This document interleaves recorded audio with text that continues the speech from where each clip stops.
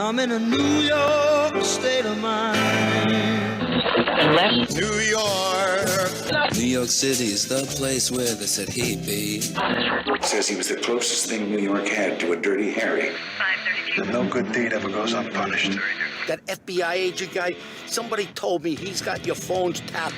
The kind of old-fashioned cop who preferred working the streets and making arrests to taking tests toward promotion. You're assigned to a vandalism case that happened. All points bulletin for the Bo Dietl Show on the Gas Digital Network. Here's your host, Bo Dietl. Hey, welcome to One Tough Podcast. I'm joined here as always with my man Carlo. And today we have my good friend and one of the great actors, Steve Schirripa here. Hello, Bo. You know him from Blue Bloods, The Sopranos, and his books. And of course, he's got this sauce with this orgasmic, what do they call that? Organic pasta sauce. Oh, okay. We're in 3,000 stores. Wow. The sauce is great. It's gluten-free. It's kosher. We got all the bases covered. You know, just let's stay with the sauce 1 second. All right. What is orgasmic sauce? Organic? It's organic sauce. My wife eats healthy. My wife is a marathon runner. No pesticides, no nothing. It's good stuff. There's nothing bad in there. What's on the label is on the label. That's it. It's good stuff. Let me tell you. Listen, Rayo's is the holy grail of sauce. They're my friends as they're yours. I love Frankie. I love his son, Ronnie. I want a sliver of the pie. That's all. Well, my sauce tastes as good. If I put a dish of pasta in front of you, there's not a million years you know it came out of a jar. Where do we sell it? They sell it everywhere. It's on UncleStevesNY.com. It's called Uncle Steve's. I got marinara, arrabbiata, and tomato basil. We're in Whole Foods, ShopRite, Stop and Shop. I'm all over the country. Yeah. You could go to Amazon. We're in Fresh Direct. We've been in business about 4 years. I'm going to give you my word. Margot, I want 2 cases ordered up today, okay? All right. I want the arrabbiata, so when I get my scungilli, my galamar, my shrimp, and my lobster, when I make the fra diavolo, we're going to use that. Listen, and you're going to call me. You're going to call me and you're going to say, Steve, I love the guys at Rayo's. They're like my family, but your sauce tastes better. All right. You're going to tell me that. We're ready to get down. I'm telling you. I'm going to try it. So, yes. And listen, and they're successful, and I love them. And you know, they sold the sauce for $415 million. I understand, and they've been doing it 20 years. We're new. Well, we make it in Long Island. We're in California. We're all over the country. Honestly, Steve, I'm the kid when the sauce used to cook on the stove back at home. My mother's from Italian Sicily. I'd rather eat sauce in a plate like soup. Of course, all rather of us. than the friggin' macaroni. Dip in the bread. I'm telling you. Bread and yeah, good bread, hard crust. I'm going to send you some sauce. We'll order it. I'm going to buy it. I got a couple of dollars. I'm buying the friggin' shit. Good. Now, right. listen to me. So yesterday, before you came on the show, me and Carla, we were looking at some excerptations from The Sopranos. I think the funniest fucking scene with our dear friend that departed us, who I happen to like very, very, very much, who we lost, Tony Soprano. And the scene where you were sitting in that diner, when with the fucking Notre Dame. Oh, yeah. And the Hunchback of Notre Dame. And I ate all of those steaks, by the way. I ate 6 steaks that night. Yeah, we were looking at it yesterday. We were bursting out laughing. That has got to be the funny scenes. It's just Tony Soprano and you're talking about, I think they're going to get you're getting made finally, or what was that? With my mother, he's asked how my mother is. I said she went down he was after elevating 9/11, and I think we have the clip. I think Bobby's going to pull it up. We can take a quick You got that clip, Bobby? Here we go. There we go. She's 69. Mom really went downhill after the World Trade Center. You know, Quasimodo predicted all this. Who did what? All these problems, the Middle East, the end of the world. Nostradamus. Quasimodo's the Hunchback of Notre Dame. All right. Nostradamus. Nostradamus and Notre Dame. It's 2 different things completely.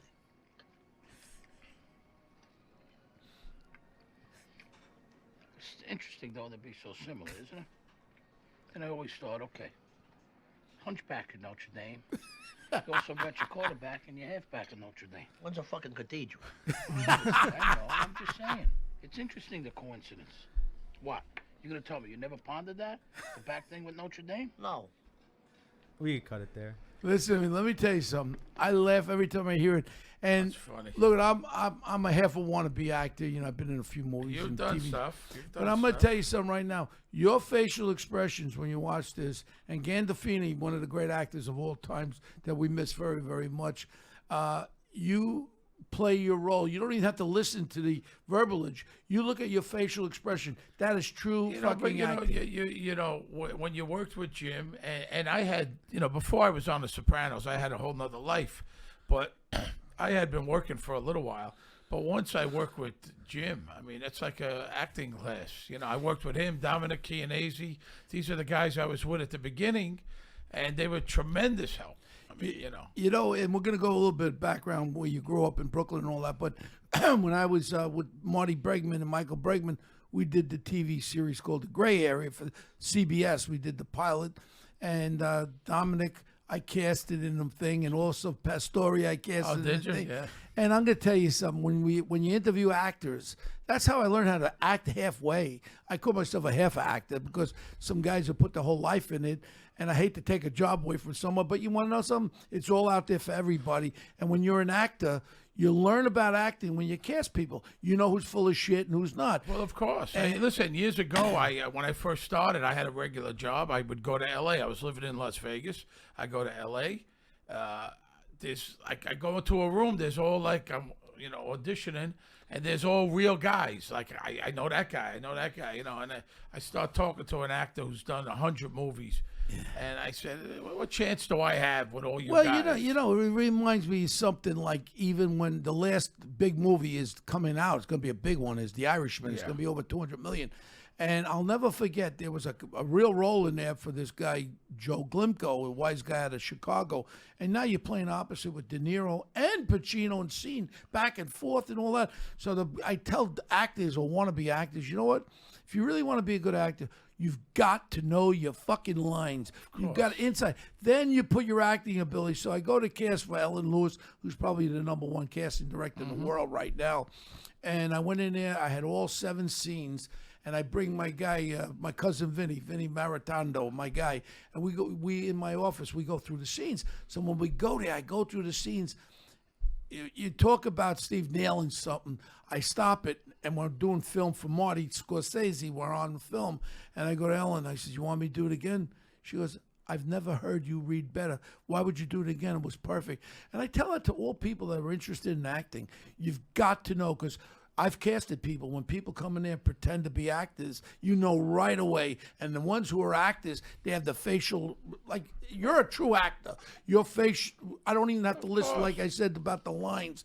And growing up in Brooklyn, when did you want to become an actor? I did not. I grew up in Bensonhurst. I graduated from Brooklyn College. I went to John Jay College for a Did you year. take acting lessons? Never did in New York afterwards. So I moved to Vegas in 1980. Yeah. So what led you to Vegas? I had a friend of mine. I had nothing going on over here. I graduated, had nothing going on. I got in the car. I went out there. I got menial jobs, delivered pizza, worked here. I was a bouncer in Paul Anka's club. Then I was a manager of another club. I became a maitre d' at the Riviera Hotel. Then I was the entertainment director at the Riviera. I started acting. I was dealing with a lot of comics. They said, let me put you in this little short film, that little short film. So I kind of got the acting bug. And I started taking some lessons in Vegas. I got cast. Ellen cast me in Casino. I had a couple lines. I got my SAG card. And then slowly I did a Law and Order. A Chicago Hope. I did Fear and Loathing in Las Vegas. I was doing all L.A. stuff. Then I came here for a wedding. Still had my job. Had wife, 2 kids. I was 41. Auditioned for Georgianne Walken. I got The Sopranos as a recurring character. First year, traveled back and forth on my own dime. I did 6 episodes. Cost me $24,000 to make $22,000. No lie. I took a shot. Yeah. I wanted to, I had been dabbling, getting stuff. I said, if I tried harder, could I get more stuff? I did. Did the 6 episodes. The next year, they made me a series regular. I moved back here with my family. Wow. You know what? And I'm going to say it right out. I think it's the best fucking series of all times. I do. The of Sopranos. course, absolutely. Not because you're sitting here. No, but listen. Every Sunday night, Steve, I mean, I'd be right there. Everybody. There's not a person, not a day goes by in my life, someone doesn't ask a question about the show. So now you got new generation. Kids that are 21, 22, 23. Don't forget the show's over 11 years. Wow. Yeah. These kids were young. Now you got kids. Now it's on demand. HBO Go. I don't know if it's on Netflix. It's on Hulu. So you have access to it. Years ago, only 11 million people had HBO. Not that many people had HBO. Yeah. So now I tell you what, it's got a resurgence too because it's the greatest actors playing the greatest parts. And it holds up today. And you talk to people. Look, you know that world. Yeah. It was. I used to have a joke. Sunday nights, the crime is down in New York. Yeah, because they're all watching the show. friggin' Sopranos. And it's true. And I know guys too, and they would say, very real. I believe every moment of it. Yeah. Sometimes you watch a show or a movie or something, and you go, in the first 3 minutes, it's full like of a shit. Vegas movie. Yeah. I go, this is bullshit. Yeah. That'll never happen in a million years. Yeah. And you look, I thought The Sopranos. I never saw anything that wouldn't happen. How fucking cool was the guy Richie? What was his last name? David Proval. Richie Aprile. What a great actor he is. He comes on the screen, you get scared. Let me tell you, he reminds me of some of our friends. He reminded me of Tony from Parkside. Oh, yeah. So there you go. Yeah. But David's been an actor for a long time. Yeah. A long time. I mean, he was fantastic. Like even what I used to say with Jim, you didn't have to act scared. He scared you in the scene. Yeah, he's just the way he comes right into Richie's face, and then the way he talks. It's a terrible Jim tragedy. was a great actor, as is Michael Imperioli, as was everybody. Yeah, what the bad thing about my involvement, I met with Jim a couple of times, and we were involved in developing a series about the private investigative business. And Jim went to Italy and never fucking came back. And to this day, I thought he would be the best character to portray this fucking nut Bo Dietl in the investigations on the murders. And Listen, he was a great guy. I've told the story a bunch of times. After season 4, he had a beef with HBO about money. Yeah. He called 16 of us, of the regular cast members, Lorraine Bracco, Edie Falco, Michael, Stevie Van Zandt, gave us a check for $33,333 each. Out of his own fucking pocket. Out of his pocket in 2004, 14 years ago. You bought everybody an SUV, That was Jim Gandolfini. Gave everybody a check. Thank you for sticking by me. Thank you for sticking by me. And a lot of actors have made a lot more money than him. Would never do that. Wow, that's Jim Gandolfini. And he God did rest that. his soul. All the entire cast, one at a time. Yeah, I'm going to tell you something. Like I said, I had the fortune of meeting him several times. Then David Chase casted me in one of the episodes, and something happened. I couldn't do it. And one of my downfalls, besides not going to the United States Marine Corps, was not being on The Sopranos. Yeah. If you're to say two things that I wish I did, I wish I went into Marine Corps, went to Vietnam, which I didn't, and I wish I was on The Sopranos. That's my two downfalls. But at the time, everybody was trying to get in. Yeah. A lot of big stars. I know Bruce Willis tried. Really? Michael Madsen, Jim told me he went to David. David wasn't interested.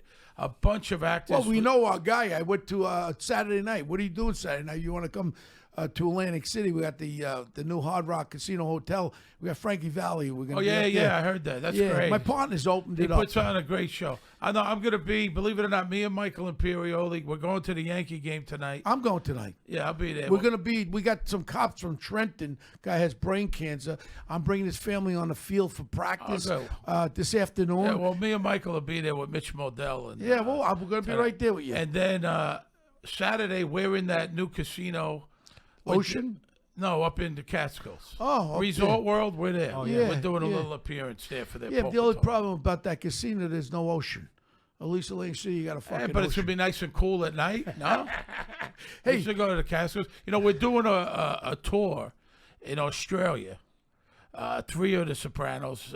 May 2019, a 5-city tour. Comedy and conversation with The Sopranos. Wow, who's going to be in it? Me, Michael, and Vinny Pesto. Love Michael and Vinny, two great guys. Yeah, we're gonna have a good time. Yeah, it's just funny that people don't realize that you have a recurring role now on Blue Bloods. I've been on Blue Bloods since 2015.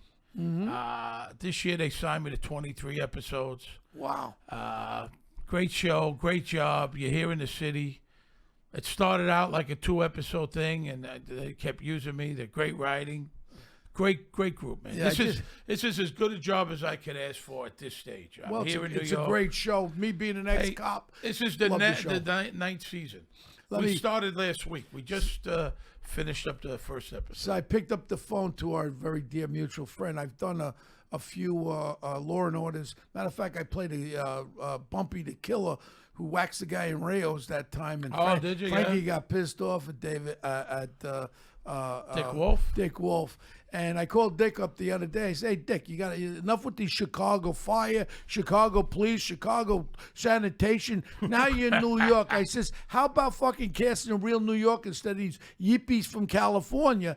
And he goes, well, you know a good New York actor? I says, you're fucking talking to one. I said, I could play you. Yeah, so, I pick up the phone to him, and like I said, David Chase, I know, but Dick Wolf, I know for a long time. I was very fortunate with Margot. We've gone to his house in Maine, his house in Montesino. He's a great guy. And I've done 2 of them. I did the original one, and I did the one that's still on now, years ago. Yeah. Listen, how about that run that he's had? I mean, the syndication, let's be honest with you, he's a real, true billionaire. I mean, those every channel, every fucking channel, you got USA, you got every TNT, channel, you got a TBS. Law and Order coming. Hey, he's got the formula. He's doing something right. Yeah. The Law and Order's on 20 years. Yeah. Look at the run Ice-T had, and are you kidding me? You know what's funny is you grew up in Brooklyn with guys that I know too, Johnny Stolupi, Johnny Rosati, and all the guys in Brooklyn, and some wise guys, some real wise guys. And all. I grew up in Ozone Park with Gotti and Scopo and all. It's just a funny thing when you watch things like this. At that time, that was a real... What you see on Soprano was really happening in organized crime. Yeah. Today's a lot different. Let's face it. They've locked up everybody. They're all fucking rats now. And now, if you're in organized crime, you're not going to have a very long life expectancy because some prick is going to get locked up on something. And the first thing he does is... But that's been going on for years. But no more so now. Like Louis Dome used to tell me. My dear friend Louis Dome. Remember him from Rayos? Yeah. So Louis told me towards the end, before he died, and he's the one that introduced me to Frank Sinatra and Jilly and all that. And he said to me, you know what? The days of organized crime are finished. He goes, there's not a man that can do jail time. And I said it in one of my appearances. The real toughest wise guy, well, the last one I think, was John Gotti. When he had that fucking cancer. Did you see the movie? Well, yeah. How was it? Eating, as I said, the cancer was, I got you. as I said, the cancer was eating his jaw away, and he fucking spit in their faces. They didn't give him good medical, and he says, I'm here, fuck you. That was a tough, wise guy. To this day, I say he's the last of the tough guys, because like Sammy Gravano, he crybaby rat, and then that Elite Day guy, rats, all rats. Yeah, but Bo, that's not my world. I mean, obviously, but. Don't some of these guys, they already figure out if I get in trouble, I'm just going to roll over. They got that planned in their head already. Well, look at fucking I mean, the days of Omerta are over. Look at Michael Cohen. I know him for 30 years, the president's guy. He's flipping like a fresh flounder already, man. Yeah. I mean, nobody has the balls to do fucking jail time. There ain't too many tough guys left. That's all this Stormy Daniels things, I don't want to get into politics with you, but Stormy Daniels, who I happen to know. Yeah.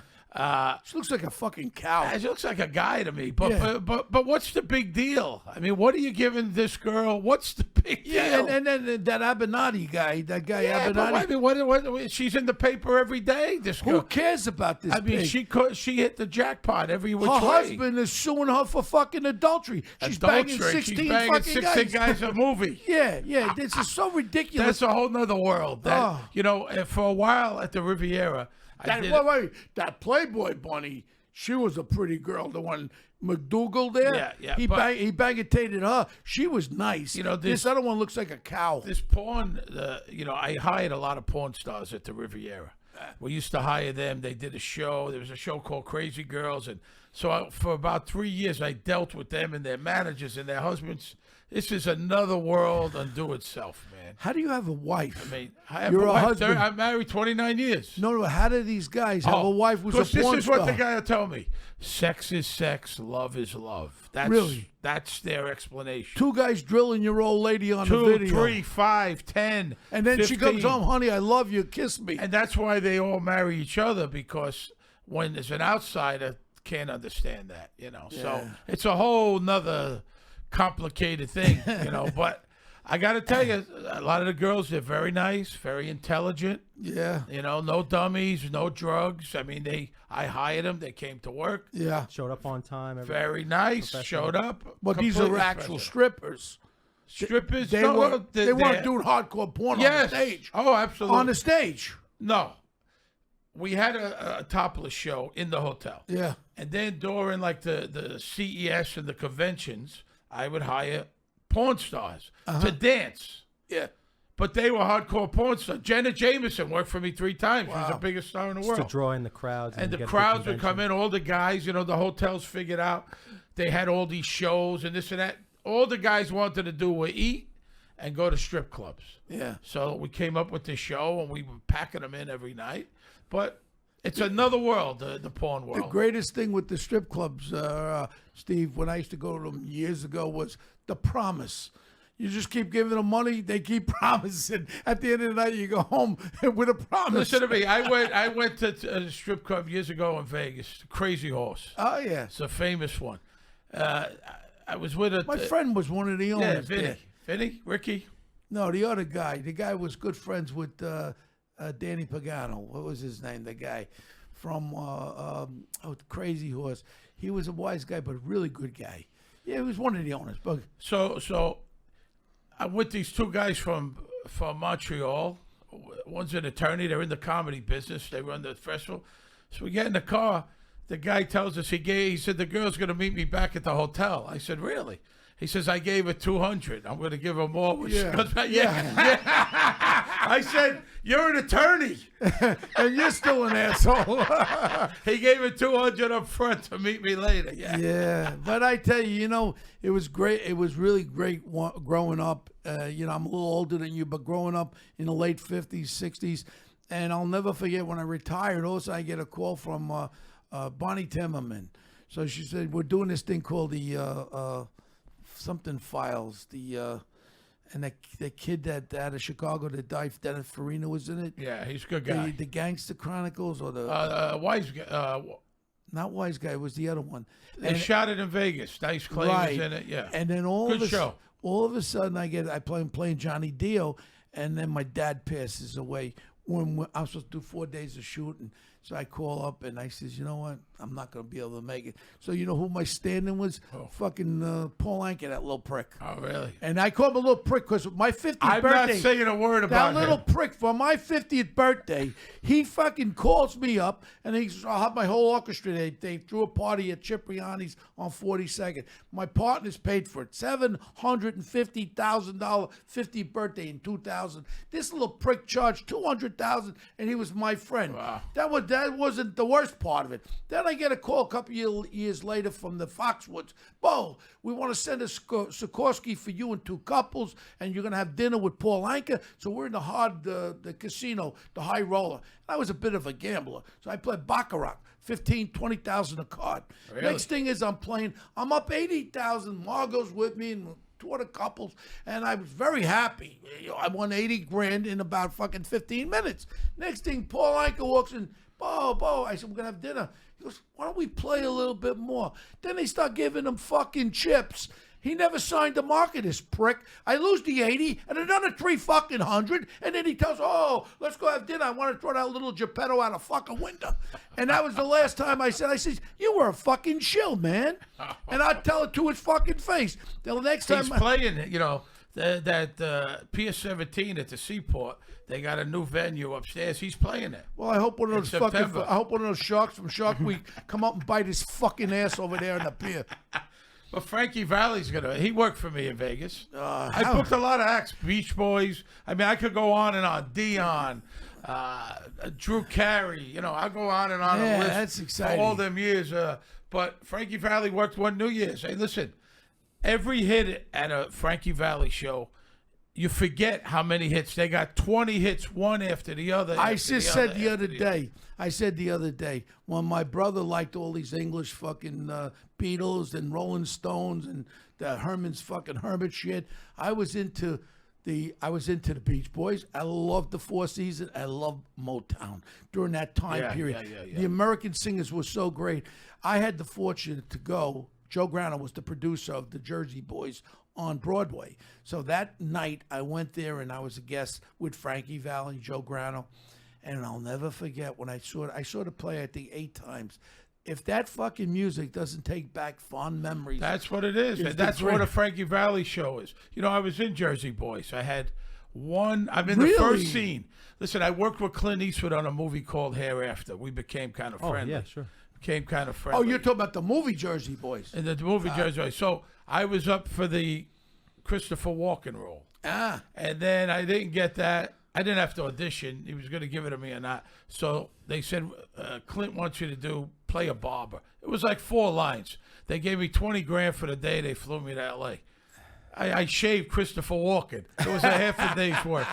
You know, am I going to say no to Clint? I'm flying back from Lake Como. I was out there with Joe Grano, Lake Como, a couple of weeks ago. So I turn on that show about in Coney Island, which I really liked. And you're in it with Tony. With Tony Schirripa. I'm going to tell you something. Woody Allen. That was a very, very good movie. It was a good movie. You know, I've been a big fan. What was the name of that again? Wonder Wheel. I was a big fan of Woody Allen, even as a kid. As a pervert? No, as a kid. Oh. As a kid. I hear you. But as a kid. So I went in and I read for him for something else, and he was in the shadows. And the girl gave me the script. 2 minutes. She went, here, read this. I went up there to Park Avenue. I had no idea. She just said, read this. He can't hear, talk loud. So I read it real quick. It was for a sheriff or something. So I went in. He was in the shadows. I'm not kidding. It was like a joke. And he came, and finally I saw him in the light, and he had patches, a sweater, you know, the Woody Allen outfit. And he has the corduroy fucked up corduroy pants. pants. And he said hi. He didn't shake my hand or not. So I figured I got 1 minute with this guy. I start talking about the Knicks because I'm a Knicks fan. He's a Knicks fan. Start bullshitting. Read the thing. Oh, that was very good. Didn't get the role. About 6 months later, they called me for Wonder Wheel. Yeah, you know, and I did this. My involvement with Woody Allen, he used to come up to Rayos when he was, I think, with Diane Keaton. And I mean, I'm talking about going back. Then he started bringing up that, what was it, One Dumb Yuck? One Dumb Fuck? What was her name? What's her name? Su Ying. His daughter there. He was taking pictures. That's a fucking pervert. That's your step-fucking daughter. Listen to me. Listen, I'm not going to defend him. I'm not saying if I got a little girl, 12 years old, my stepdaughter, and I start banging Taylor, that's fucked up. I understand. And that's why I think he's probably made his last movie. I think he's under because he's laying low. This movie was a bomb, Wonder Wheel.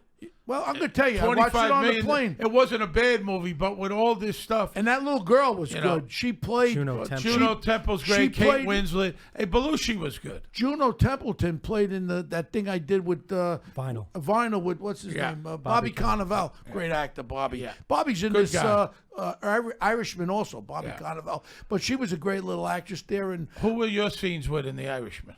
Can you say? Oh, fucking right I can. A guy named... Robert De Niro and a guy named Al Pacino. Oh, you with I'm right in there. I introduced... I'm a much bigger Pacino fan. I'm not a De Niro fan at all. Well, he's a prick. With his fucking politics. We don't talk politics. He's a prick. He's a greedy fuck. You know Drew. I know Drew. Yeah. There's not enough money in the world for this fucking guy. Let me tell you. I'll take a pass on him. All right. You just said something. I agree with you. Al Pacino is a class guy. And nice guy. Great actor. Very accessible. But the other guy knows me, and he knows I don't give a fuck about how famous you are. Yeah. If you will go out of your way, I'll tell you to go fuck yourself. And I don't like the idea about the politicizing. You're an actor, man. You're an actor. People love you to entertain. I agree. Keep the fucking politics the fuck out of it. And I hate when actors get... they get on a soapbox. They think, listen, some guys... He's not the only one. Some guys think because they can act and they're famous that they could... A cure-all, what they say fixes everything. Just do what you do. You could have your views. I don't care what they are. Have your views. Do what you do. Believe in what you believe in, and that's it. So the part, Nobody wants to go against the grain. Everybody wants to. yeah, they want they're their views to people to listen to them. So the parts like this, it's based on this guy Sheernan's book. Frank I read the Sheernan. book. And then all of a sudden, it's a great book. It's a great book, but I don't believe the book. No, he says that he didn't kill Columbo. And he didn't kill I know the guys that killed Columbo. And he didn't kill him. Joey Gallo. No, I mean Gallo. That's it. Gallo, The Columbo guys did it. And he says that Jimmy Hoffa. I read the book years ago. It's a good book. It's entertainment. That's right. Let me tell you that when we did Goodfellas, I knew Henry Hill. He was like a jerk off. We used to throw him out of the fucking bar and shit. But when he did the story, when Scorsese gets involved, he makes it a masterpiece. True, false, indifferent. It will be a masterpiece movie. It's entertaining. Let's be honest about one thing. If you stay true to the facts, it's not going to be as entertaining as if you take all this out. No, of course. You know the movie Sleepers? This is a perfect. Yeah, sure. That was Sleepers, totally made up. Great movie. Great book. Great movie. I don't believe a word of it. I don't fucking believe one word of that. That did not happen. That whole thing did not happen. Maybe in pieces. It was a great book. The guy's a great writer. I think he writes for Law and Order. Yeah, Lorenzo. Italian guy. Yeah, Cracker. Lorenzo. It's like a guy. He used to hang out with us at the Italian Columbus Club. Lorenzo. Listen, a great book, a great thing, not a true one. It's okay. Sometimes a good story is better. Doesn't have to be true. You know, like but I think he came out and said it was. Originally, when the book came out, he said it was a true story, and then a few years later, he said, "Oh, he took some artistic license." Well, the story is with Goodfellas, they were going to film it up in fucking Canada until Scorsese get involved, and he brought De Niro, but Pesci's in this in the Irish. Yeah, I know. I heard again. He fucking steals the show. Now, I didn't see the acting yet, but I talked to other actors. They said fucking Pesci takes it away. But I was watching yesterday. I watched, a couple of excerpts with you and was watching Casino. I mean, he plays the same fucking guy in Goodfellas as the guy, but he's stabbing the guy with the fucking Sarah pen. Jessica Parker, Jennifer Aniston, they're the same person in every movie. Yeah. Very few actors. Yeah. Christian Bale being one, Gary Oldman. They disappear where they're different people every single time. Most people stay, they're acting, they're good, but I'm meeting with a director of a series coming up in Reyes with a big actor and a director, and it's a black movie. So, there's going to be a limitation of my scenes. Otherwise, what is that, the Harlem? Yeah, the Godfather Harlem. And there is a fucking rat part in there. This guy, Bob Lucy. And I knew Bob. He died, and he was a fucking rat. He was taking money from everybody. And I was looking at that, and I said, that would be a great part. But I hate to just keep getting casted as a cop or a wise guy. Why not? But what are you going to play, an English professor? How about I play a fucking gay guy? Whatever. You play an English. You want to play a gay guy? Yeah, I don't give a fuck. You want to be under the covers with a gay tell guy? you something. Would you do Brokeback Mountain? Because I wouldn't have. I wouldn't have did that movie. No, you don't have to hit the guy in the ass. What do you mean? They're making out all over the fucking place. That's not for me. I kiss the guy in the fucking cheek. I don't have to tongue kiss him. What the fuck? And then they just fade to black. Let me tell you something. Listen, I'm pro-gay. Do whatever you want. I have friends that are gay, relatives that are gay. When it comes to that, it's just not for me. So no, it's not for me. That's all. But there's also other things I won't want to do. Wait, I don't want to take my shirt off in a movie or Steve, a TV show. I just got an email here from Woody Allen. They're casting for fucking 2 gay guys, and he wants to cast me and you, but we got a tongue kiss. We won't do it. Not a chance. Oh, okay. Good. Not a chance. I'll put a condom in my fucking mouth. That's all. Just not for me, man. That's all. But I tell you what, some of these actors, I tell you, like they're doing a movie now. I was talking to DiCaprio yesterday, and he's doing a movie with Brad Pitt. Yeah. It's a period piece again, and it's movies are so exciting, and people don't realize the hours that are put in. They watch it on the screen, and wow. But when you got to get there at 5 a.m. and you're on the set till fucking 11:30, you got to be back. People don't realize it's hard fucking work. Hey, listen, it's very hard work, and it's very hard work for the crew. Oh. These guys kill themselves, man. They kill themselves. They're out there in the heat, in the cold. It's snowing. I mean, it's not an easy gig, but people shouldn't have to know. They just want to see the final. Right, but it's when you order a steak, You don't want to see. You don't want to know where the hell is when they cut it off the hide or whatever. Just that ribeye looks good. That's all I want. So we're another story, Steve. We're doing One Tough Cop up in Toronto, and we got Stephen Baldwin played you. Mark Wahlberg was casted first with that crazy director there, Abel Ferrara, that fucking junkie. And then all of a sudden, Marty fires Abel Ferrara. He fires Wahlberg, who was with me for 6 months. I love Mark Wahlberg. To this day, he was fucking pissed because I was an executive producer. I didn't have any So say. why Stephen Baldwin? All of a sudden, Marty fires him. Then Marty says to me... Well, he was the exec producer, Marty? Yeah, and I was the executive producer with him. And then all of a sudden, he said to me, Bo, you got to pick somebody, either Stephen Baldwin or Matt Dillon. So I'm up at the Four Seasons. We used to drink up there with Joey Potts and Pans, Mike the Russian, Shelley the Tailor. My crew used to be there smoking cigars. Comes walking in? Stallone. Now, I met with Stallone 10 years prior for him to play One Tough Cop, and then the script sucked and never happened. So now they had a script. They got $8 million, whatever it was, put together. I didn't like the script. It's got me killing 40 people I never did. They had me cheating with my best friend with his girlfriend. I said, I wouldn't fucking do something like that. They just threw that in there? Yeah, they just throw it in itself. But this is movie. This is what people have to understand. So now I go see Stallone. I said, look, Marty wants me to pick from Matt Dillon or this kid, Stephen Baldwin. He goes, well, Bo, Matt Dillon's like a broad who's been around, been fucked by everybody. The other one's like a virgin. I'll go with the virgin. That's how I picked Stephen Baldwin. I did a movie with him, The Flintstones. Yeah, he played Barney Rubble. I remember that. That was great. So now we're on the set in Toronto. We filmed it in Toronto and New York. But he was normal then, Stephen Baldwin. Yeah, and I slapped him in his face during the filming too, because he got a little out of line. I actually slapped him in the face. He was a little out of line, and he goes, "You hit me." I said, "Motherfucker, you might be playing me, but you ain't me." Now I got my director, Bruno Barretta, from Brazil. The fucking guy was a fucking banana head from Brazil. He was married to Spielberg's ex-wife. She was in the movie too. What was her name? Amy Irving. So now they want up shooting. I'm executive producer. I said, I'll give you some hints if something's not right. What the fuck does he know? He knows about the Amazon fucking River. He's from Brazil. I mean, this is about my life. I know about. So I go, excuse me, during one of the scenes in a Wise Guy Club. Next thing he goes, get away from me.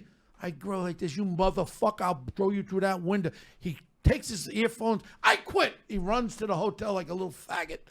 Can I say faggot anymore? No. Okay, like a little pussy. Can I say that? That's better. Okay, like a little pussy. He runs into the his hotel in the Four Seasons. So I got to go to the Four Seasons. I got to apologize to him. I said, Bruno, you can't fucking yell at me like that. I said, I'm a fucking man. You treat people with respect. Now I got this things, and we got what was his name? He died. Chris Penn. Chris is in it. The girl who's half lesbianic. What's her name? Gina Gershon. She's half lesbianic, right? That I don't know. I think she's a munchitation. She goes both ways.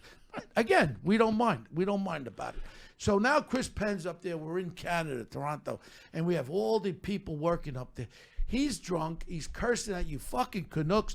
I grab him. I said, Chris, we're guests up here in Canada. Fucking respect these people. What the fuck kind of movie was this? Yeah, what happened there? It was like. But you know what? This is something that I'll never understand. There's a movie a friend of mine produced, and he had a director from Finland directing a movie about Brooklyn. Yeah. I mean, it just doesn't work. It doesn't go. You know, I did a movie based on one of my books called Nicky Deuce. We shot it in Canada. It's a kids' movie. Me, Tony Sirico, Vince Coratola, Michael, and Jim are in it. Rita Moreno plays my mother. The guy was a Canadian. He didn't get it. He didn't get it, man. He just doesn't, you know. Hey, Steve, we're filming up in Harlem on 129th Street, Park Avenue. We have our trailers all out there, right? All of a sudden, in Stevens, just before he became a born-again fucking Christian or whatever the hell he is Well, today. now Justin Bieber is going to be his father-in-law. So he's in the trailer. He's in the trailer. Now, if you remember years ago, Park Avenue used to have all the fucking hookers there. Half of them were chicks with dicks. So there were guys who were hookers. Yeah. He's got two of them in the fucking trailer, Steve. I opened the door. I said, get the fuck out of here to the two transvestite lights, whatever the fuck they call them. Wow. And I go, Steven, these are fucking chicks with dicks. What are you doing? Well, maybe he knew. Maybe he did. Then he saw God after. Maybe right after that is when he became a born-again Christian, when he realized maybe he was getting ramitated in the junk. You know, who the hell? You haven't seen him? I don't know him. I met him. He was very nice. Well, I tell you what, he was very nice to me and my kids. He did a good job in One Tough Cop. He played a great part. And even it was early on. He did some good movies. He did Usual Suspects. Was very good. But I tell you the truth, I just love this acting shit. If I could just listen, you know what's good? But you see, it's good because there's no pressure on you. Yeah. You got money. You're okay. You're not, you know what I mean? For a guy to go in there and the rent is due and he's eating fucking macaroni and cheese, there's a lot of pressure. He needs the job. I was kind of the same way. I had money. I was 41. I go in. I get it. Of course, I wanted to get it, but it wasn't depend. My life wasn't dependent on. You know what? Like I said, you go out to L.A. You see all these young girls out there, young guys. They're putting their heart and soul on it. Then you get a fucking pervert like that fucking punk that I wanted to punch out. Weinstein, Harvey. I almost laid his ass out. He's an obnoxious prick with guys. I'll ruin you. I said, yeah. Let me tell you something. Harvey Weinstein never got punched in his face. That's his problem. That's the problem. He's never been punched in his face because he bullies people. Guys, too. And they crumble. They want it so bad. This is another thing I don't understand. These people knew it was happening. Yeah. You know, I know Harvey. He knows me when he wants to know me. Yeah. Hello, if I'm in Tribeca Grill or at the Garden, he used to say hello every sixth time. You know? The thing is, he was setting these girls up. And these assistants, guys or girls, knew what was going on. They were like accomplices. Yeah. You know, like they're waiting. Oh, Harvey can't come down to the lobby. No, go beat him in his apartment at 12 midnight. Yeah. A young girl, 19 fucking years old. But what I don't understand is they want the job that bad. I mean, my two daughters, 22 and 27, in a million years wouldn't partake in something like that. Yeah. And they were all doing it. And Harvey, and I've said it, he's never been punched in the face because he's a fake baloney yelling at fucking little girls, little guys in the office. That's what he was. And he did, you know, when we were going to do a series with Scorsese and then he blew me off. The guy, who's Meathead, that guy? Remember? Rob Reiner. Rob Reiner. Rob was ready to go with this series. Harvey finds out and says, you promised me this fucking series, Bo. He made me drop Rob Reiner, that cocksucker, and he shelved it. He wanted to own everything. And if he did something what he did, he didn't want anybody else to do anything with anybody. And to this fucking day, he caused me a series, this prick. Well, I hope he goes to jail for life. I don't even think Bubba would want to fuck him up the ass. He's disgusting. You know, the thing is that I didn't know nothing about the girls or anything. I just seen them around. I mean, just the fucking... Yeah, he was not a guy. And to guys, he belittled fucking actors. Guys, I'll ruin you in Hollywood. Yeah. I'm surprised. Well, I mean, at one point, he could. Yeah. Hey, listen, the thing with the acting, like I said, I've been making a living now almost 19 years as an actor, okay? After The Sopranos, I was on another series called Secret Life of the American Teenager with Molly Ringwald for 5 years. Now, this show, I produced a bunch of stuff. I've done the books. I've done, knock on wood, for a guy that got in late, I did okay. But it is so difficult. It's very much, what have you done lately? You got your big stars, and then you got everybody else, man. Yeah. The tide goes in, the tide goes out. You know, people work, you don't work. There's no rhyme or reason. You got great actors that will never, ever get the breaks that I got. Of course. I don't want to say the percentage, but there's so much luck involved. Yeah. The right place, the right time, the right series. Look, Jim was a struggling actor. Edie Falco was struggling for years and years and years. David Chase writes this series. And it Perfect goes. Timing. Now look at Michael Imperioli, one of the best guys, one of my closest friends. Directs, writes, wrote 5 Soprano episodes. He can't get a series past a year. Wow. He did one for ABC, two for ABC, lasted a year. He did something for Netflix a year. He just did an ABC show a year. You can't catch a break. You're right. He's one of the great actors, and he can't catch a break. And then you get this kid on The Big Bang Theory. You know, this show. Jerk off on CBS? The show on CBS. Yeah. Wait. The Indian kid. Yeah. We have the same manager. His first audition. Goes in, gets that show. The kid's making $1 million an episode for the last 3 years. 76 million. Wow. Talk about the right place, the right time. Yeah, it's just all timing, man. I mean, It's you know, all... you get on a show, what? Friends. Yeah, they're good actors. Are they better? There's plenty of them. They were all struggling. They get this show, the 6 of them. Magic. Boom, 10 years, own a piece of the show. Multi-millionaires for the rest of their life. It's unbelievable. It's such a hit and miss, and I do feel sorry for the actors that are out there. That Hey, listen, I want my kids to be out there struggling. It's tough out there. yeah, You know, I mean, you know, you got, you know, this is the thing with the acting. You could know people, and your mother could be a big star or your father, and they'll get you up to the plate. But when you go in that room or you go on tape, you got to deliver the goods. If you're not the guy, if you don't have a good audition, it's like if your father knows the Yankees owner, Steinbrenner. I get a tryout. I got to hit the curveball. Otherwise, I'm not going to be on the team. They bring you the plate, but you got to hit the ball. That's it. You know, it was just funny when we did the vinyl series for HBO. There were so many guys that actors, and they were all excited because we got green lighted for the second series. Yeah, I know. That was terrible. And these guys, and you know some of the guys, I felt fucking horrible. Terrible. I had money to go back. You're right. I had a business. I have something to go. There's a difference. These poor guys, and Vinny Maritano was talking one of the other. These guys haven't worked in a fucking 2 years. Absolutely. And that's what their life is. I mean, you know, you know, you get a series, you go, I got a little breather room, like especially a network series. Residuals are incredible compared to HBO. You know, you say, all right, look, I'm going to get a little run here. I get some traction, put something away. Right. You know, it's all the breaks, man. You know, I was very shocked too, Steve, is I'm a little older than you, and I found out all of a sudden with all the shit I've done, 20-something, 30-something TV, movies and shit, all of a sudden, I'm getting a fucking pension from the Screen Actors Guild. I earned all this money. And I said, holy shit, do I need the pension?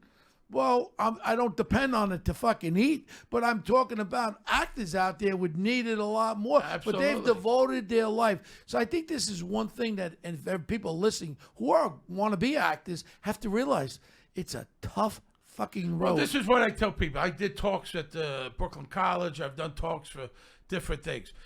The business of show business. See, I was on the other side. I know that world. So I booked acts. I wrote contracts. I know how that works. A lot of these actors, everything's to their agent. They don't know their ass from a hole in the ground. Yeah. And when it comes to the business, they're good at what they do. I know both sides. I could do my own deal. I've done 1 million deals. I've dealt with 1 million agents, you know. You got all these acting schools, colleges, a lot of bullshit. They want your money. Headshots, they promise you. Yeah. You put all this money invested. People are naive. They get the little kids. You see them in the mall. Oh, you would be perfect. We just had a movie for you. The mother signs them up, $5,000. Yeah. Blah, blah, blah, blah, blah. It is terrible. They tug at your heartstrings. You have a dream, and these people just want to take your money. You know, it's just funny. All of a sudden, a few years ago, I get a call from this advertising agency. They said they're looking for a detective for Arby's roast beef sandwich to find out the truth about Subway sandwiches. It was a counter thing. So I go to cast in Washington, D.C., and they had that guy from NYPD Blue there. Slipowitz, I think, was there. So they had real actors there. So I go to the producer. I says, wait a second. These are real fucking actors. I said, I'm not a real actor. And then I did the lines, and I actually said to the producers, you want the real actors there? You want a real fucking detective? I'm a real fucking detective. They don't know about real detective. I got the thing, $400,000 a year. That's great. 12 days of shooting. That's what they fucking paid me. I traveled with Margot. We traveled all over California. I went to Alaska. I'm in the Bering Sea for fucking whitefish. But you want to know, it was a great break. But that $800,000 of earnings went to my pension too. But I mean, these are things you get fucking lucky. Yeah, but you get lucky. But there's also this too. You know, people that go to train, they went to Juilliard, the Yale School of Drama. They can't do what you could do. They can't do what I could do. I do what I do. You do what you do. You have a guy plays, whatever he does. Not everybody is. That's something when I cast the movie, I realize that guy's a good actor. He's not the guy. Right that away. That guy's a good actor, not the guy. You talk to a lot of producers or directors. They say, as soon as the guy walked in, that's the guy. Now, if he could only act, that's what I'm thinking about. Yeah. But yourself, you could develop that role. Once you're comfortable, Of I course, got it. of course. Then you could become, like I said, even with acting. Once you know your fucking Listen, lines. I work with someone every episode. I have an acting coach to this day. Wow. Jim had an acting coach every episode. He worked with someone. She ran lines. He told me he would work 16-hour day, go home, sometimes sleep for 2 hours on the chair. She would Gandolfini did this. She would be sitting there, wait for him to wake up. He work on the lines for the next day. That's the secret then go to sauce. Sleep. Now I work with a girl. I got the stuff. If I have a big audition or if I have the stuff, she comes over my apartment. I used to have a guy right down the block here. For all during the Soprano years, I would go to his apartment. Yeah. Do the lines. I would have like twice see him in the episode. Go over it at the beginning, learn my lines, come back. There was days that I went to his apartment, rehearsed the scenes, then go to Silver Cup and do the scenes. Wow. Just like I did in the living room. Now I have a girl since 2010, Joanna Bexon. Fantastic if you ever need her. Comes to my place. We'll talk about it. We work on it. She runs lines with me. I go in the next day. I'm comfortable. I'll work with her next week. I got my Vinny Maritando. Vinny comes over to the office. Everything that I've got in the last 5 years, parts, Vinny and I run the lines. He's not a great actor, but you want to know something? He understands me, and then he can get my expressions, my facial expressions. Listen, Jim used to work with a few different acting coaches. Yeah. One of his guy, Harold Golnick, was a famous guy. Worked with Pacino, Meryl Streep. Wow. That's a dirty little secret that they don't talk to someone. Because you get different ideas. You say, what do you think about this? And they might go, try it this way. I've just got something in mind. And you try it that way. Try it this way. It's good to get another voice in there. And Jim used to work with different ones just to get different bounce different voices. ideas off different. Listen, she doesn't tell me what to do. I do it, and by now I kind of feel I know what I'm doing. But it's good to get another voice. It's a hard thing because you booked the Riviera comedy rooms. When you're a comedian doing something like that, you're getting instant feedback. They're laughing, completely clapping, different. or whatever. But when you're in acting, you know who turned out to be a great actor, and he was in vinyl. I fucking kill him in vinyl. Is Andrew Dice Clay. No, but he's always been. But he was on that show. Fucking great. Well, listen, he was on. I know Dice for a long time, and I like him. He was on that show. And I can't think of the goddamn name. The show you're talking about with Dennis Farina. Dice was on there years ago. Somebody look it up. What was it? It's a Crime Story. Crime Story. Good one. Dice was on that. He was great. Dice was great in movies. He's a terrific actor. Yeah. If you don't like his comedy, which is an acquired taste, he's a terrific actor. Tony Scott. I think he was the director of the Crime Story, Tony Scott. He was great. But when talking about acting, the great part of working, I think, is the greatest director ever, and I'm partial to him, is obviously Martin Scorsese. When he walks onto the set, everyone's quiet. He looks around, he checks it out. He casted 12 people out of Rayo's characters around the fucking bar, including Frankie, Johnny Roast Beef. Well, he likes doing that. He likes. We do the scripted lines. Then all of a sudden he says, "Take it away," and then he goes, "Be Bo," and that's exactly the lines in Goodfellas were not scripted lines. It was me talking. The Wolf of Wall Street. I remember I'm playing myself when that little punk, what was his name? Jordan Belfort, the Wolf of Wall Street, this little fucking creep. I remember he used to take Quaaludes, and then all of a sudden Leonardo DiCaprio takes out a fucking vial, starts popping pills. And I go right into it. I said, the last time you took those fucking Quaaludes, you fell asleep in your fucking macaroni. Stop taking them. Now you want me to bug a fucking FBI agent? His house, his car? You're stupid. He's smart. This is all ad lib. Yeah, that that's good. Marty gets that out of you. Yeah, but he likes to use who he likes to use. I asked Joe Montaigne. I did a movie with him. You know Joe from Chicago. Yeah, sure. Great guy, great actor. I said, how come you never did a Scorsese thing? He said he's got his own Dagos. Yeah. And it's true. He likes to use people he's worked with before. You being one of them. I'm a so. Dago, I guess. I'm a very That's honored. good. I'm a very honored Dago that he chose me to be in this. How many days did you work on this movie? I think I had 10 days That's of shooting. great. Yeah, but the big part about this, I think actors would give their fucking arm to be playing opposite the two of the great actors. Are you kidding me? Pacino and De Niro. And that to me was the most exciting fucking day. Yeah, was that's when I good. was playing with them guys. Yeah. That's really good. Yeah, really, really but good. you know, Steve. But well, listen. One of these shows, a Dick Wolf show, you get a series regular. You make $50,000-$75,000 an episode, and well, I'm ready for. I tell you the truth, they got a couple of the movies that I'd love them to consider me. do you have an agent? No. No? Never had an agent. I'm my own agent. Well, why don't you try to get an agent? Yeah. Well, you Well, want. why not? Well, if anybody's listening, you could. But you get give us a more. call. You listen, an agent or a manager. They're looking at the breakdowns, and they could just lead you to I got stuff. this guy from Paragon. What's his name? Paradigm. What's the guy's Paragon. name? That's where you buy Metzger. sneakers. What's his name? Scott Metzger. Scott Metzger. Yeah, call that fuck up. Tell him what's up. You know what I mean? Paragon. If you want to buy sneakers and a tennis racket, you go on 18th Street. Well, all I know is I know Rick Yorn, and I've been trying to get Rick Yorn to be my fucking manager. Yeah, but that's another thing. You don't want. Sometimes they're too big. They Yeah. don't want to be dealing with Bo Dietl, getting Yeah, he's got scale. Leonardo or DiCaprio. yeah, that's They what want I'm somebody saying. Young and hungry. to Yeah. say all You, that you stuff. got to get someone that. Well, like even when I do business, I know all the CEOs, but the guys that give you the business are underlings. I shoot too high. Well, that's you what don't I'm get saying. the fucking Of business. course, that's exactly right. Yeah. I'm trying to get a job for my daughter, so I know a lot of these guys. Yeah. She just graduated from college.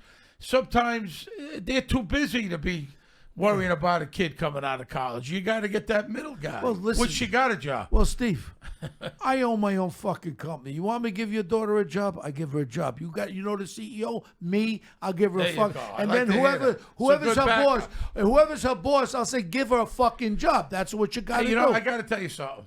I would, if I wasn't an actor. Look, the path took me. I didn't pursue. I would like to be a private investigator. I know it's boring. Listen, It looks glamorous. it ain't fucking glamorous. First of all, surveillance. I got a guy, Sean Hannity. I know Sean Hannity very well. Sean Lanigan works for me 22 years, never was a cop. He is the greatest surveillance guy in the world. You don't understand something. When you're sitting in a car on a surveillance, you got to pee in a fucking coffee Yeah, cup. no, I know. You can't leave the location. It's hard, boring fucking What was work. that movie with Burt Reynolds? Which one? He was a private investigator, had the beautiful girl, Rachel Ward. He fell in love with her on the surveillance. You ever see that movie? Great movie. I probably saw. Oh, I know the one you're talking Great about. movie. Great movie. You know, and then you get a lot of, like, we rescued a kid out of Istanbul, Turkey, and when you get to the, I locked up these two Italian brothers that killed this beautiful girl, Barbara Mangiamelli, a diamond girl. You get self-satisfaction out of busting these cases open, and I get involved sometimes personally. The only problem is when I get involved personally, if I do something wrong, it's a fucking headline in the Post or the Daily News. Well, so that's why I got to stay back a little bit. But what's mostly cheating on wives, husbands? Well, That the shit. matrimonial ones have eased down because there's no fault anymore. You could get caught sucking somebody off or whatever you're doing, and there's no fault divorce. New York, New Jersey, there's no fault. So that doesn't do anything except feed your mind. Oh, he's cheating. Well, that might make you make the decision whether you want to get broken up or not. Of course. To me, that's all bullshit. I've seen hearts being broken, but that's the business. You're like a doctor. Yeah, I tell you, it's not. I'm sure it's not so. So when glamorous, you but slow It's down, entertaining. when you slow down, Slow after down, you Blue get me a Bloods, gig? You come over here. I'll put you in I'll charge. pee in a bottle. I'll fucking drink Manhattan specials. I'll eat sandwiches. I'll stay up all night. Yeah, but listen, Steven. I really, really, I love you for doing this. Oh, my And pleasure. Good luck with the show. I'm man. going to be honest. You were my first guest. I just started the podcast. My pleasure. We got Terry Winter coming on, Nick Pileggi. Terry's a good friend. We got Nick, I like. Scaramucci to tell us all the inside. What's he going to tell you? I don't know. We'll tell What, us. is that guy a schmuck? I don't know. No, he's very smart. But is he- Very smart. That doesn't mean that he's not a schmuck. Come on. Well, he's got that, what do you call that?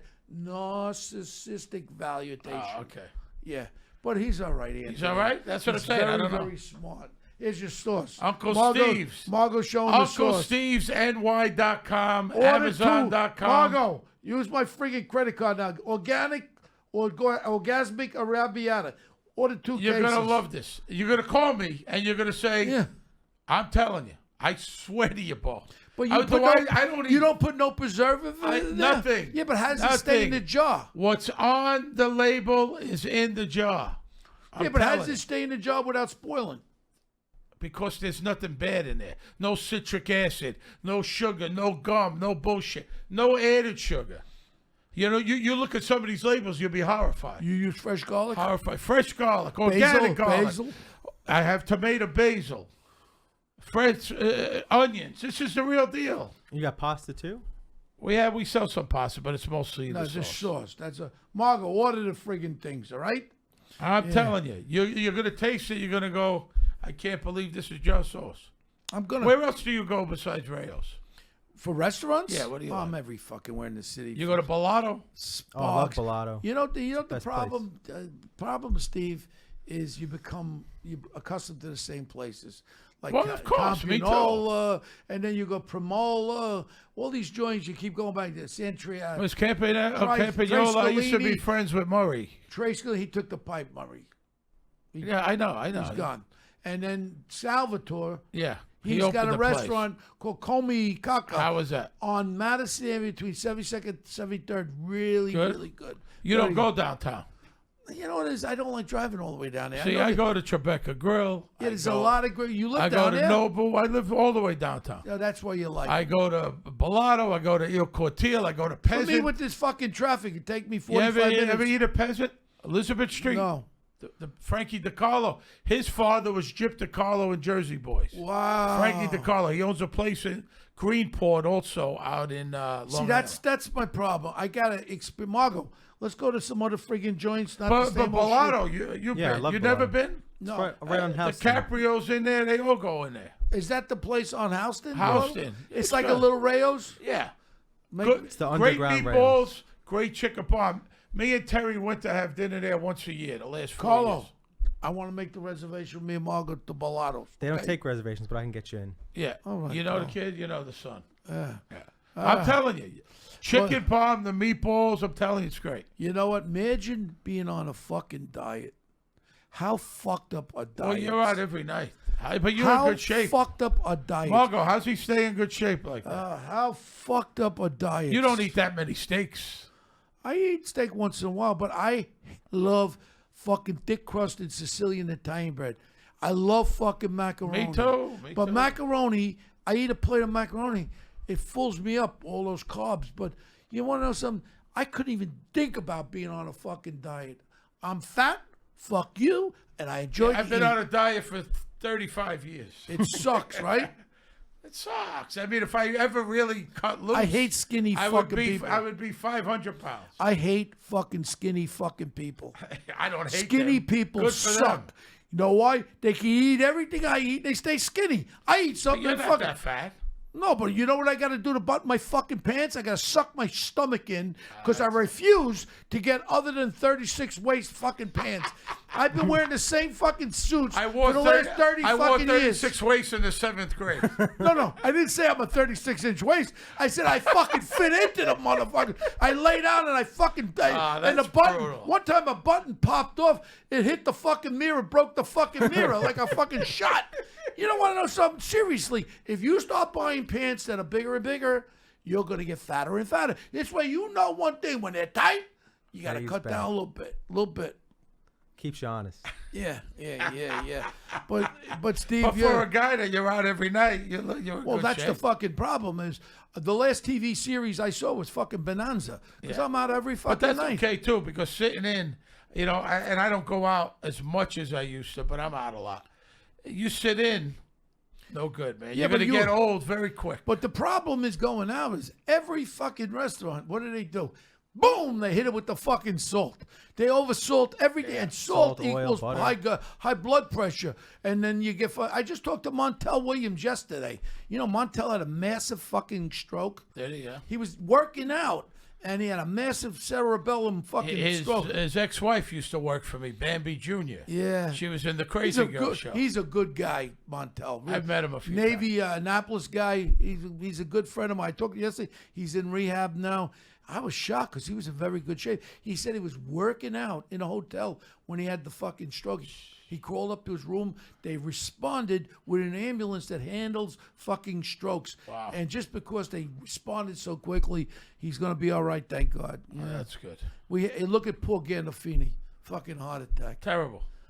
Just terrible. I remember I was at Yankee Stadium. I told you I was supposed to meet with him on a series. We have the same attorney and business manager. Yeah. Me, him, Michael, a bunch of the guys. Yeah. And I was at Yankee Stadium with Mitch Modell, Tommy Lasorda, Yeah. that freeloader. That freeloader. He hasn't even gone near his pocket, never mind in it. America's fucking guest. You have no idea. I know Tommy for 40 Listen, years. and when he gets the free meal, he don't even tip. No. Charlie Camella was his fucking America's credit card. Remember Charlie Camella? Little Charlie from New Jersey.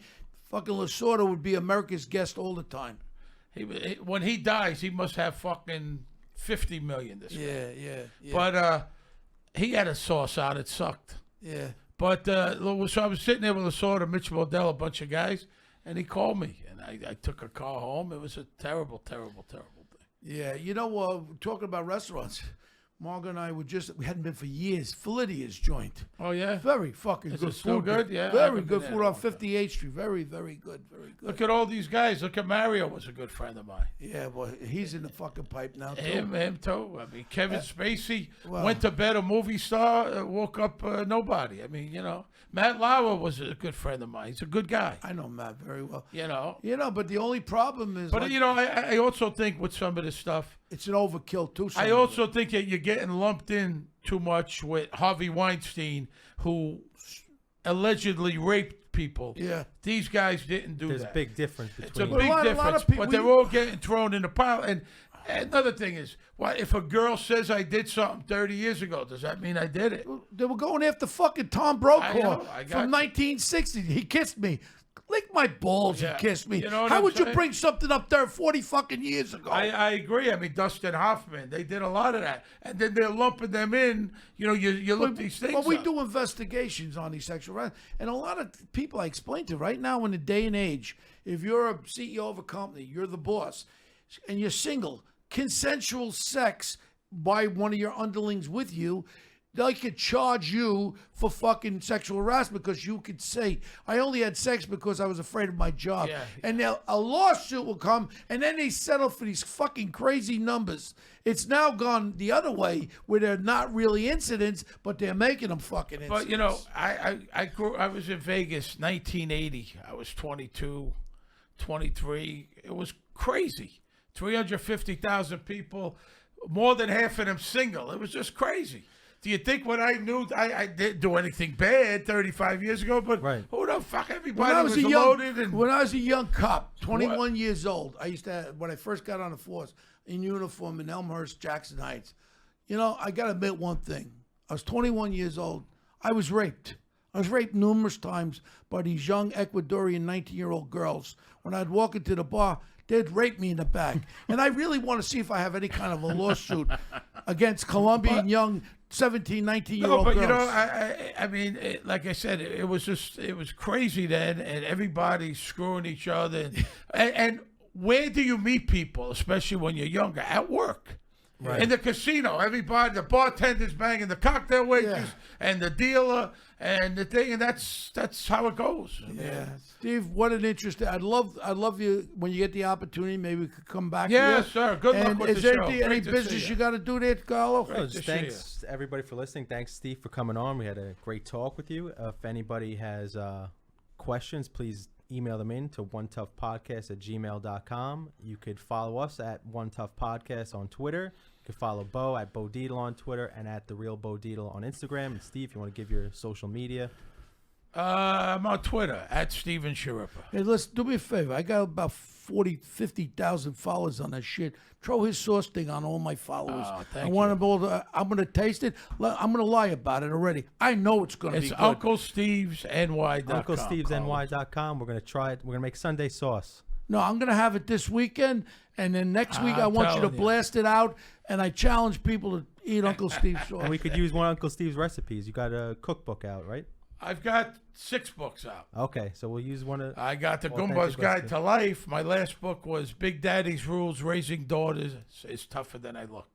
I wrote a bunch of books. All right. Gotta hustle, Bo. Steve, you're one character, man, and listen to me. I just hope Blue Bloods continues forever. Yeah, it's great. Great Continues show. forever. Tune in. We come back in September. Great show. Great cast. Selleck.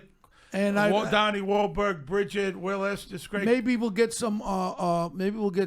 Photographs of one of these directors in compromising position, and we'll shake him down for a fucking part for me and you together. Okay? All right. We'll That'll do a be- surveillance on one of these guys. We'll catch him compromisation, and then we'll say we there's a way out of this. Me and Steve want a There you big go. fucking roll, and that's what we'll There do. you go. Well, that's not extortion. That's extorting. There you go. Right? It's extorting to us. Yeah. All right. All right, man. Good to see you. Okay, Well, thanks again, everybody. Steve. Thanks, guys. All right, guys. Thank you. All right. You good?